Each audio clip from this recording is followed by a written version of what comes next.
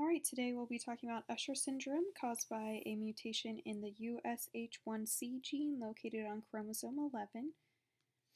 So what is Usher syndrome? Usher syndrome is a monogenic disorder, again, caused by a mutation in the USH1C gene.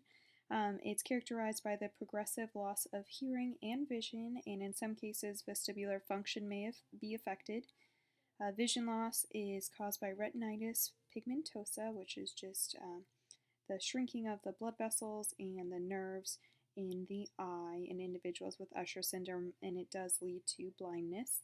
It could be broken down into three different subcategories, very cleverly named type 1, type 2, and type 3. Today we're going to be focusing on type 1 Usher syndrome because that is the type that occurs when a mutation occurs in USH1C on chromosome 11. Type 1 is characterized by congenital hearing loss or deafness. So when an individual is born with Usher syndrome, they are essentially deaf. Their vision also uh, decreases over time, and it is a more severe progression of vision loss, and it's going to lead eventually to blindness. In type 1 Usher syndrome, the vestibular function is also going to be affected, causing some balance issues from birth.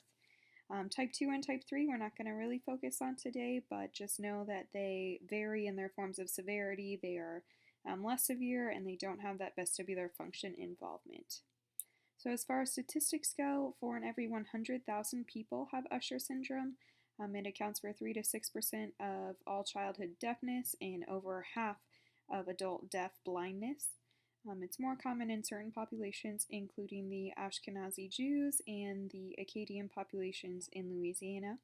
As far as the literature goes, there's no clear connection between why these populations have a higher prevalence of Usher syndrome, but there is a correlation nonetheless. As far as inheritance goes, it is an autosomal recessive disorder, meaning you need 2 copies of the mutant allele to be affected by Usher syndrome. So if 2 carrier parents have children, there's a 25% chance the child will be unaffected, a 25% chance that the child will have Usher syndrome, and a 50% chance that the child will be a carrier for Usher syndrome. So there's several genes involved in Usher syndrome. You can see on the left-hand side a nice table listing all these genes that have been proven to be involved in Usher syndrome. And on the right-hand side, you'll see actual genetic tests that are available to test for Usher syndrome. And we're again going to be looking at the USH1C gene.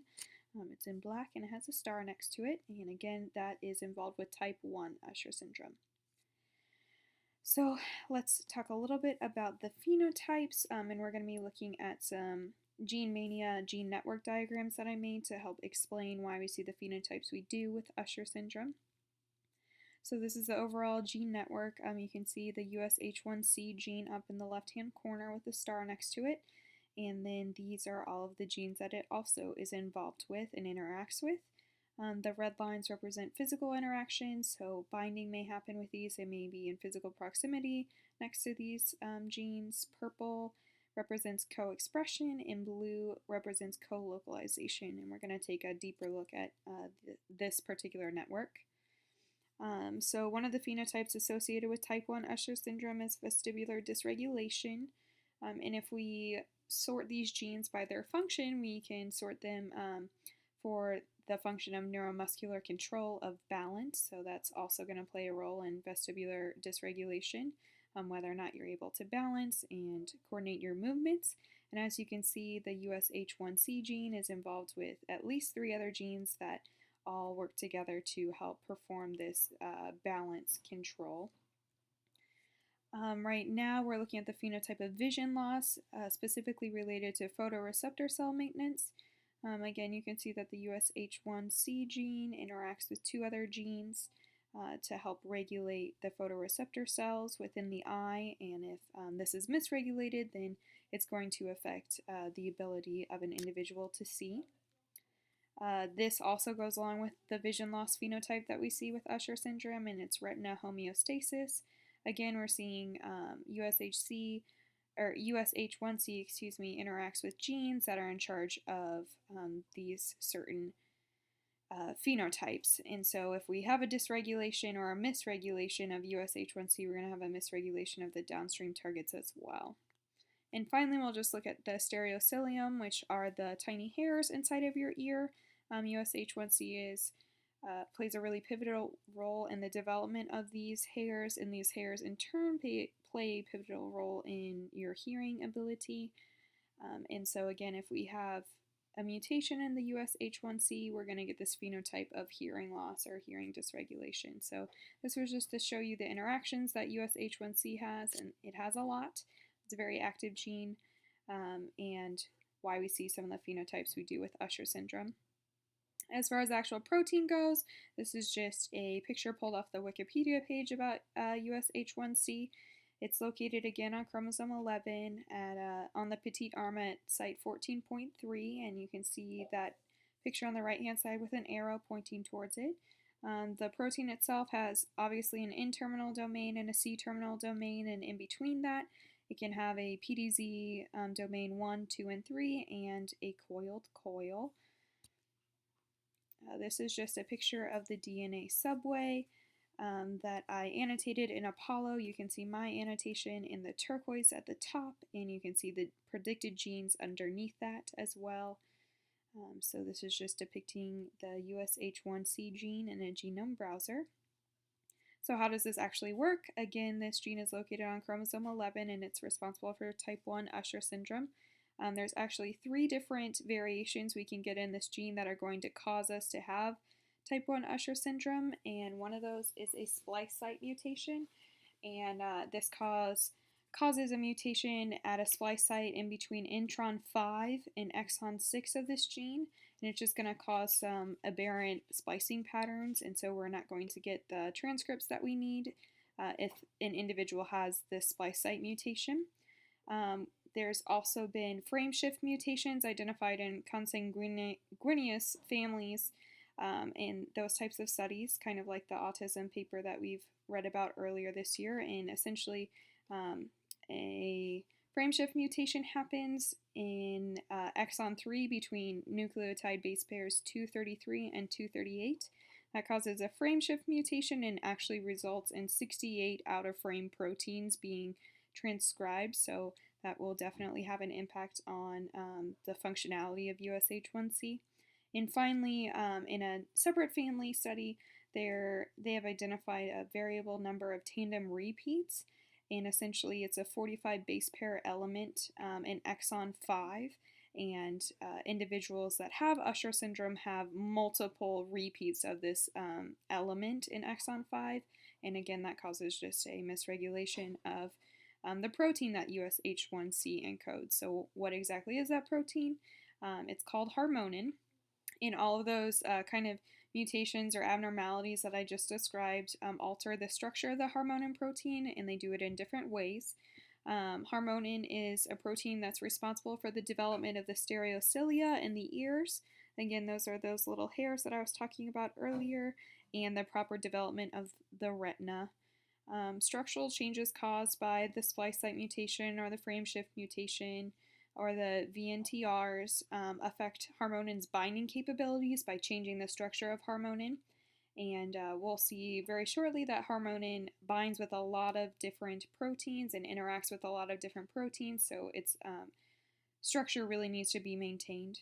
And because of the alteration to its structure, it can't bind with these other proteins, and that leads to the symptoms that we see typically presented in Usher syndrome or the phenotypes.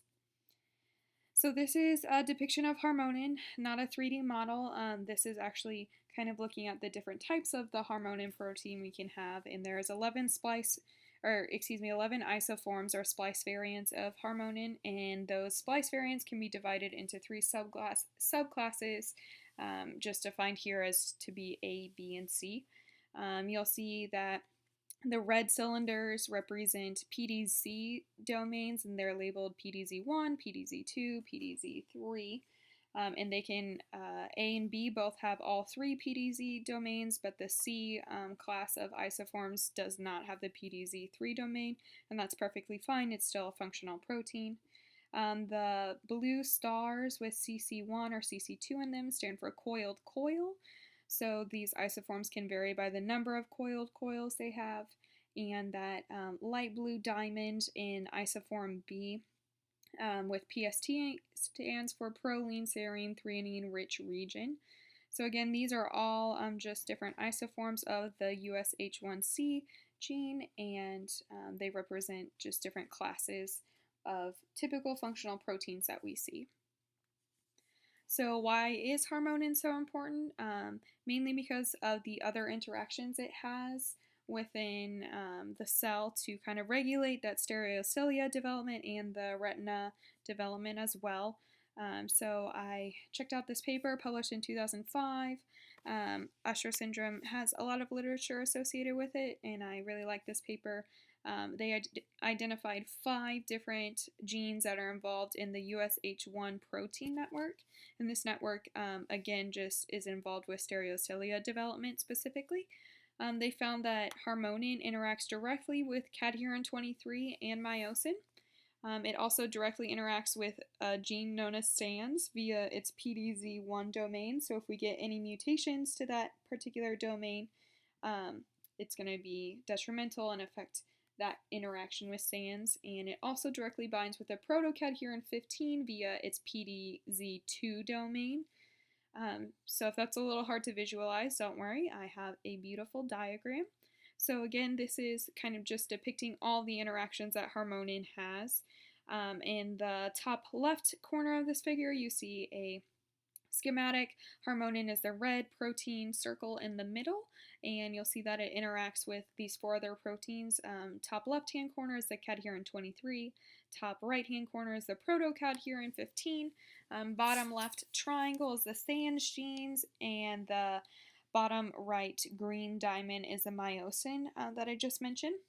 And if you draw your attention down to the bottom left corner of that diagram, this is actually depicting stereocilia in the cell, and so you can see harmonin is depicted by this red circle, and you can see its interactions with those other genes, and they're all depicted by the same colors and shapes as in part A, and so you can see that harmonin is involved all over the place in the stereocilia development, and it does interact with a variety of different proteins.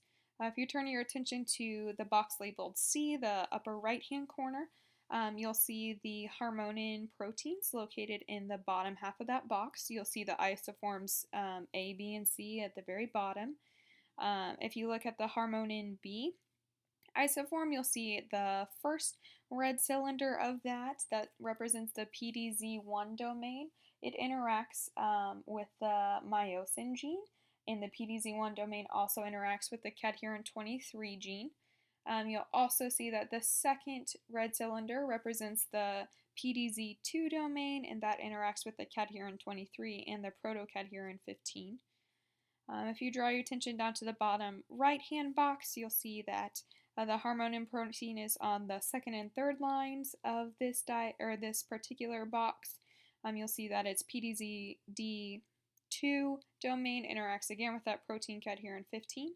You'll also see that the first PDZ domain and the last PDZ domain interact with that SANS gene, depicted by those teal turquoise arrows, and in turn that SANS gene interacts with the myosin.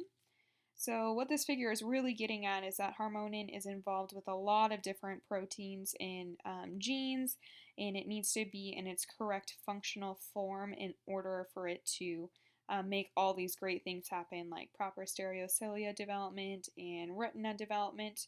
And again, if we encounter one of those frame shift mutations or a splice site mutation, we're going to get a harmonin protein that is structurally different, and that structural difference is going to affect its binding capabilities, and so it's not going to be able to bind with all these cool triangles and diamonds and rectangles that we see here. So again, I hope you guys know a little bit more about Usher syndrome after this. It's located, or the gene USH1C is located on chromosome 11, encodes the protein harmonin, and harmonin is involved in a lot of other interactions with other proteins. So if you have any questions, feel free to find me after class or after lab or email me.